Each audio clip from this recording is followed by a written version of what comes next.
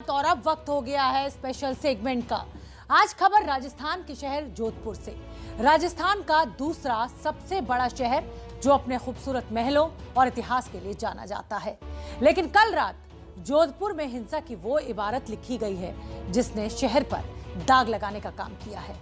राजस्थान के मुख्यमंत्री अशोक गहलोत का गृहनगर है जोधपुर, लेकिन कुछ घंटों के भीतर ही जोधपुर में तीन बार हिंसा भड़की और प्रशासन उसे काबू करने में पूरी तरह नाकाम दिखाई दिया। पूरा विवाद एक झंडा लगाने को लेकर हुआ था, लेकिन हिंसा की जिस तरह की तस्वीरें सामने आई हैं, वो हिंसा की सुनियोजित साजिश का इशारा कर रही हैं।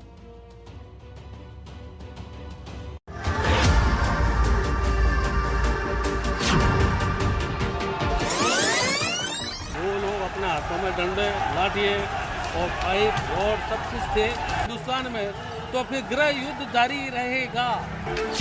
जोधपुर से पाकिस्तान हो गया। अभी ये जो नमाज पढ़ का है, जो पुलिस से भिड़ रहे हैं और अंदर चौराहे के अंदर आने की कोशिश कर रहे हैं। पिछले 1 मिनट के भीतर आपने अपनी टीवी स्क्रीन पर जो कुछ देखा वो सिर्फ जोधपुर में सोमवार रात को हुए तांडव की वानगी भर थी। सच्चाई ये है कि कई घंटों तक अलग अलग गली मोहल्लों में हिंसा का ऐसा नाच हुआ कि देखने वाले खौफ से कांप उठे।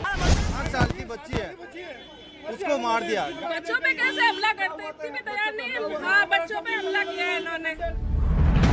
जालौरी गेट से लेकर कबूतर चौक तक बवाल होता रहा। सोमवार रात को शुरू हुई हिंसा मंगलवार सुबह तक रुकी नहीं। ईद की नमाज के बाद हिंसा का राउंड 2 शुरू हो गया और कई तरह के नारे लगाए जा रहे हैं। अभी नमाज पढ़कर यहाँ से निकले हैं और सीधे अब इसी चौराहे में आने की कोशिश कर रहे हैं। पुलिस के जवान यहाँ पे तैनात है, लेकिन पुलिस के तैनात जवानों को भी ये काफी मशक्कत करनी पड़ रही है।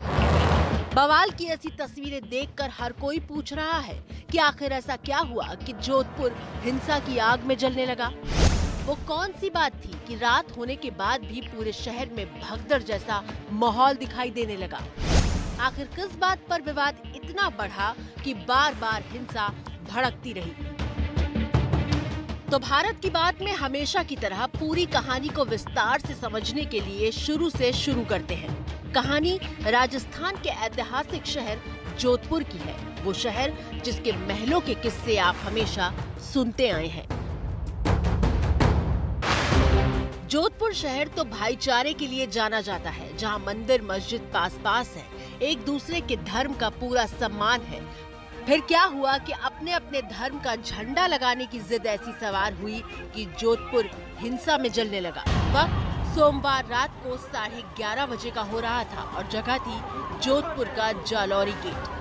जालौरी गेट मुस्लिम बहुल आबादी वाला इलाका है और जालौरी गेट पर मौजूद ये मूर्ति स्वतंत्रता सेनानी बाल मुकुंद बिस्सा की है। सारा विवाद इस मूर्ति पर झंडा लगाने को लेकर शुरू हुआ। स्वतंत्रता सेनानी बाल मुकुंद बिस्सा की मूर्ति पर हमेशा भगवा झंडा लगा रहता है, लेकिन कल रात कुछ लोगों ने भगवा झंडा उतारकर उस पर हरा झंडा लगा दिया।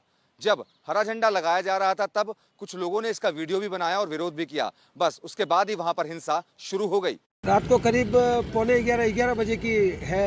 ये एक मूर्ति लगी हुई है चौराहे पर। यहाँ पर कुछ समुदाय के लोग आए और झंडा वंडा लगाया उसके ऊपर और पाकिस्तान जिंदाबाद के नारे भी लगाए। उसको लेकर एक मामला हुआ था। फिर वहाँ से पत्थरबाजी हुई। जालौरी चौराहे पे कल रात को पाकिस्तान के झंडे लगे, पाकिस्तान जिंदाबाद के नारे लगे। वो मोमडन समुदाय के लोग आए थे, फिर हिंदू समुदाय को मालूम चला। हम लोग इकट्ठा हुए, पूरी रात हम लोग यहाँ जगे। पुलिस प्रशासन ने जो हमारे 5-7 पत्रकार भाई उनके ऊपर हमला किया, उनके खून आया लाठीचार्ज से, उनके खिलाफ कार्रवाई की जाए। जालौरी गेट के पास भड़की हिंसा को रोकने के लिए पुलिस ने समझाने की कोशिश तो की, लेकिन पुलिस पर भी पथराव शुरू हो गया। पुलिस वालों के साथ मारपीट हुई और हमले में कई पुलिसकर्मी घायल हुए। अभी हमारे कुछ 4-5 लोगों के तो हमारे पुलिस वालों के घायल होने की सूचना है और कुछ लोगों को चोट भी आई है, आमजन को, जिसकी सूचना जो है वो संकलित करी जा रही है। डीसीपी वंदिता राणा ने आश्वासन दिया था कि हालात पर काबू पा लिया गया है। सोमवार रात जोधपुर पर बहुत भारी बीती थी, लेकिन मंगलवार सुबह तूफान से पहले वाली शांति समेटे हुए आई थी। एबीपी न्यूज संवाददाता करणपुरी सोमवार रात से जोधपुर हिंसा की पल पल की खबर देश को दिखा रहे थे। पूरी रात करण मौके पर ही मौजूद थे और सुबह ये तस्वीर भी हिंदुस्तान को दिखाई जब शांतिपूर्ण माहौल में ईद की नमाज अदा होने जा रही थी। बीती रात जोधपुर के जो जालोर गेट क्षेत्र में जो थोड़ी सी छोटी मोटी हिंसा हुई थी, उसके बाद जैसे शांति और सौहार्द की जो नई छवि देख रहे हैं आप, यहाँ पे देख रहे हैं कि जो लोग नमाज पढ़ने आए हैं, अभी नमाज कुछ ही देर में शुरू होगी। छोटे बच्चे और कई लोग यहाँ पे पहुँचे, सब आप नमाज पढ़ने पहुँचे। किस तरह से माहौल है? बिस्मिल्लाहिर्रहमानिर्रहीम, अल्हम्दुलिल्लाह यहाँ पे बहुत अच्छा माहौल है और शांति का माहौल है। बहुत अच्छी तरह से ईद की नमाज अदा होगी इंशाल्लाह और कोई किस्म का लफड़ा नहीं होगा। बहुत शांति का माहौल है।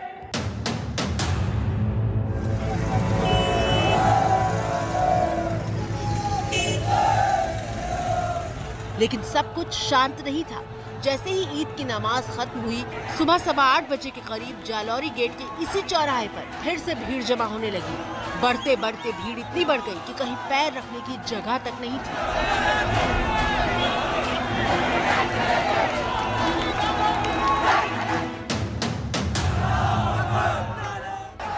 आधे घंटे के भीतर माहौल बदल चुका था। दरअसल इस भीड़ की कोशिश ये थी कि स्वतंत्रता सेनानी की मूर्ति पर जो भगवा झंडा लगाया गया था उसे उतारकर वापस वहां हरा झंडा लगाया जाए। कुछ देर में भीड़ ने नारेबाजी शुरू कर दी।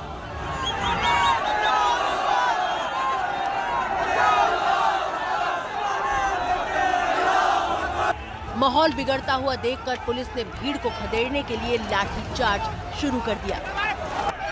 सिर्फ लाठियां ही नहीं भांजी गईं, बल्कि भीड़ पर काबू करने के लिए आंसू गैस के गोले भी दागे गए। कुछ देर बाद ये तस्वीर भी दिखाई दी जब स्वतंत्रता सेनानी बाल मुकुंद बिस्सा की मूर्ति पर लगे भगवा झंडे को हटाकर तिरंगा लगाया गया।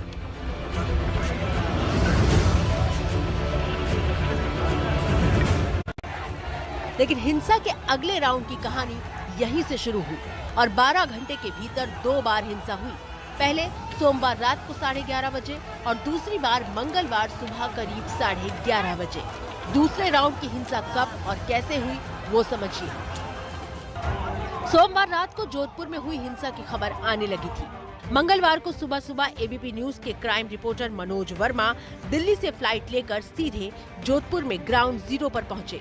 संवाददाता मनोज वर्मा दिखा रहे हैं कि कैसे नमाज के बाद दंगाइयों ने तोड़फोड़ मचाई। इस वक्त हम जोधपुर के उस मोहल्ले में मौजूद हैं जहां पर ईद की नमाज के बाद अचानक से कुछ दंगाई पहुंचे और उन्होंने गाड़ियों में तोड़फोड़ की, दुकानों में तोड़फोड़ की और इस पूरी गली में जो भी उन्हें नजर आया उसको तहस नहस कर दिया। तस्वीरें साफ बयां कर रही है कि काफी सारे जो लोग थे वो यहाँ पर पहुंचे अचानक से। लोगों को ये उम्मीद भी नहीं थी कि आखिरकार क्या होने वाला है। रात को तो एक बार दंगा जो था वो जोधपुर के अंदर हो चुका था, लेकिन उसके बाद यहाँ के लोगों ने बिल्कुल भी उम्मीद नहीं की थी कि एक बार फिर से कुछ दंगाई जो है वो पहुंचने वाले हैं। दंगाई यहाँ इस मोहल्ले के अंदर पहुंचे और जो उनको यहाँ पर नजर आया उसमें वो तोड़फोड़ यहाँ पर करते चले गए। इस वक्त भारी पुलिस बल आपको यहाँ पर तैनात साफ तौर पर नजर आएगा। तस्वीरों में आप ये देखिए, ये बाइक जो भी यहाँ चीजें मौजूद थी उनको दंगाइयों ने तोड़ दिया। दरअसल मंगलवार सुबह पुलिस ने अपनी कार्रवाई में जालौरी गेट इलाके को तो खाली करा लिया था, पर हजारों लोगों की जिस भीड़ को खदेड़ा गया था वो जोधपुर के जिन इलाकों से होते हुए गुजरी, वहाँ हिंसा करते हुए ही आगे बढ़ी। उस हिंसा का एक सबूत आपकी टीवी स्क्रीन पर बतौर सीसीटीवी फुटेज मौजूद है। ये सीसीटीवी फुटेज सुनार बस्ती का है। 3 मई की तारीख है और सुबह करीब 11:30 बजे का वक्त हो रहा है। तस्वीर में मौजूद भीड़ के हाथ में लाठी डंडे से लेकर तलवार तक दिखाई दे रही है। कुछ देर बाद इन्हीं तस्वीरों में भीड़ पत्थर बरसाते हुए दिखाई देती है। गाड़ियों के साथ तोड़फोड़ भी होती है और इस भीड़ में सिर्फ युवा नहीं है, छोटे बच्चे भी मौजूद हैं।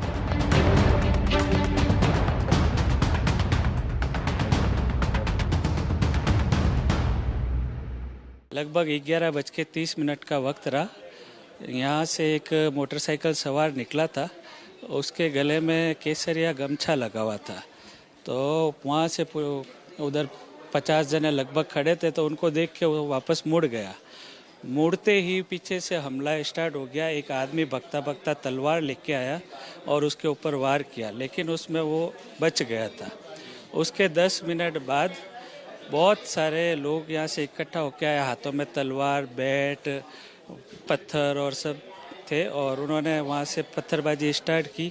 आगे गए, हमारे सुनारों के पास में जाके तोड़ फोड़ की, पत्थरबाजी की। वापस आते समय गाड़ियों के ऊपर पत्थरबाजी की और उन्होंने गाड़ियों को क्षतिग्रस्त कर दिया। कम से कम 15-20 गाड़ियाँ, मकानों को क्षतिग्रस्त कर दिया। संवाददाता मनोज वर्मा जोधपुर के सुनार मोहल्ले में मौजूद थे, जहां पर हिंसा हुई। इस मोहल्ले में मौजूद तमाम चेहरों पर खौफ दिखाई दे रहा था। कैमरा और माइक देखकर लोगों ने उस खौफ को बयां किया। एकदम से तेज आवाज आ रही थी। घर में खाना बना रहे थे, अक्सर तेते का माहौल था, आराम से खाना बना रहे थे। एकदम से जोर से आवाज आई, पत्थर फेंकने की, तलवार, जोर से आवाज आई। एकदम भाग के बाहर आए। करीबन 24-25 साल के लड़के जो हमारी इधर मोहल्ले के नहीं लग रहे थे, वो आए भागते भागते। सारी जगह तोड़ फोड़, गाड़ियाँ तोड़, देखो इधर देखो, आप इधर गाड़ी देखो, बहुत गाड़ियाँ तोड़ी। सर पे चोट आई है, किसी के पत्थर फेंके बड़े बड़े। कितना डर गए थे? बच्चे घर के अंदर मौजूद थे तो रोने लग गए इतना, ये तो घबरा गए, रोने लग गए। मैं तो एक हिंदू रो लड़को दी, क्यों न कोई 20-25 लड़का है मुसलमान था, सड़िया लकड़िया तलवार ले लेना भाग्या उठी करने मारन वास्ते। वो भाग्य नहीं दी क्या तो गाड़ियाँ तोड़नी शुरू हुई सब। ईद की नमाज के बाद इस मोहल्ले के अंदर जो हुआ, उसके बाद अब तक डर का माहौल यहाँ पर बना हुआ है। तस्वीरें घर की आपको दिखाना चाहेंगे।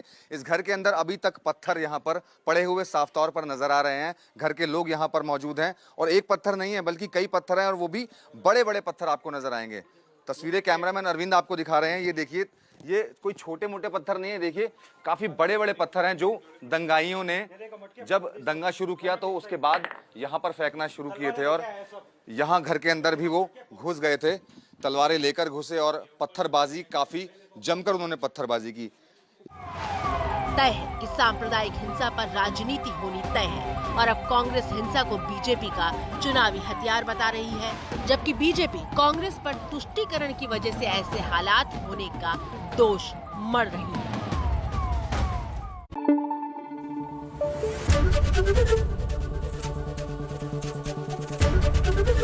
ABP न्यूज आपको रखे आगे।